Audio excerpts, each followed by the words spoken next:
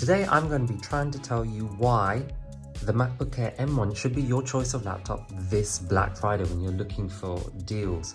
Firstly, they're cheaper than the MacBook Pros, and the reason why I say that is everyone's been going crazy, at least on YouTube with a lot of the videos. There's been a bit of hype over them. MacBook Air M1 is here and it's cheaper.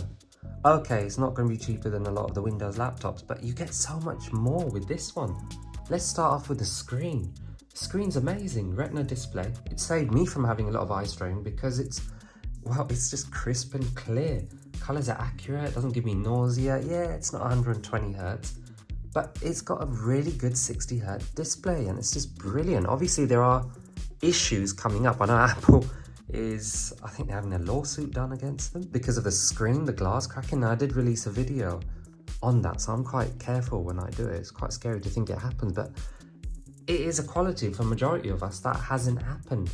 And with the software aspect where you've got the option of night light, this has allowed me to work later on in the day. I can work with this thing in the dark. Most laptops, I can't do that. Onto the performance of the M1 chip. I mean, it's just phenomenal. There's no fan. It's with Apple's M1 chip being in-house, there's amazing opportunities for optimization. I mean, it's crazy. It outperforms a lot of the Intel chips, which is just brilliant. I don't know how else to just say. I could show you loads of benchmarks. I have mentioned it in my other videos, but the M1 chip is still good. And they are going to release an M2 chip, possibly, whether it's for this variant. In fact, it probably will be based on the rumors. Build quality, I mean, straight away, let me just shut it. Build quality is fantastic. It's aluminium all over, sleek chassis, and it's just fabulous. I would be too scared to knock it just because of damaging, because of the price really, but I'm pretty sure it can survive.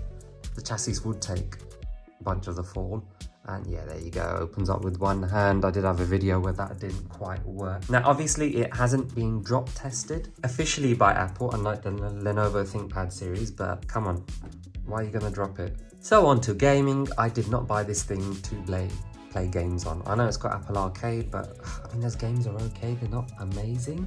Beyond the Steel Sky is great, and I have used that, but it did heat up the M1. I think that's just the nature of it, but I didn't buy the MacBook for gaming. Pure and simple. If you're looking for a gaming laptop, don't get this. Even with the MacBook Pro lineup, their chips are absolutely amazing for gaming, but they're just the library available is just not good enough, and they're so expensive, some of them. I've got like 60-70 games on Steam. Downloaded it here, I think about 6 of them are compatible, and they're not ones I really want to play. Moving on to the fanless aspect, you feel no heat from the keyboard. Literally no heat doing anything except for the gaming. That's the only time I felt it.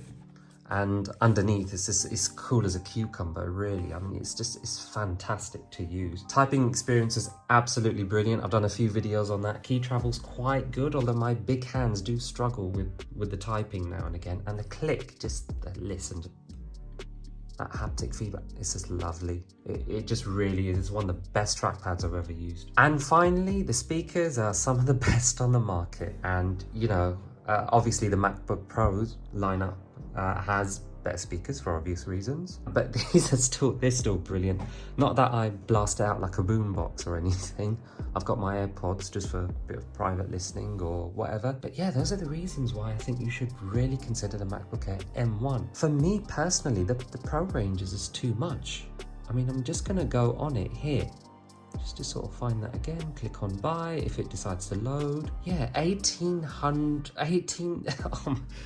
I'm struggling to say it, £1,899 for the base model. If, and this is a big if, and I know it is for most people, if they were able to access the same library of games that a Windows laptop could be, I think a lot of people would consider this. Certainly me, but I mean, just at that price, I mean, it is a lot. You do get what you pay for. You get what you pay for. A very, very good laptop. But to be honest, if I had that much to spend on a laptop, I think I'd seriously consider one of the Asus gaming ones or the Razer ones. But still, I mean, that's why I think you should go for the M1, MacBook Air at least. They are fantastic. The next version of the MacBook Air is supposed to be just around the corner, possibly for spring maybe. I mean, they're just rumors at the moment. But yeah, let me know what you think in the comments below. Like the video. My channel is slowly growing, so that's just, I'm so grateful for that.